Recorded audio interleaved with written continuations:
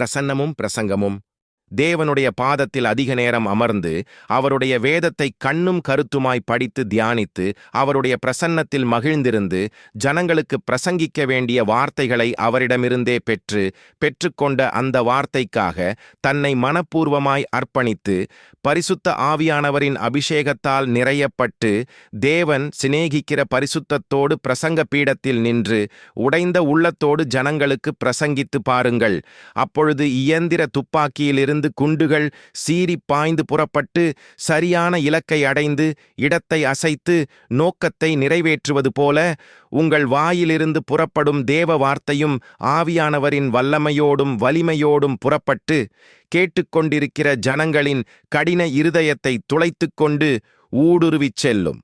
அங்கே பாவ அறிக்கைக்கு அடையாளமான அழுகையின் சத்தமும் அர்ப்பணிப்பிற்கு அடையாளமான ஆனந்த சத்தமும் தொனிக்கும். தூரம் போன இதயங்கள் தேவனண்டை கிட்டிச் சேரும். அதைக் கண்டு பாதாளச் சேனை நடுங்கும், பரலோக சேனை களிகூரும். உங்கள் மூலம் தேவனின் நாமம் உயர்த்தப்படும். Revival Robert.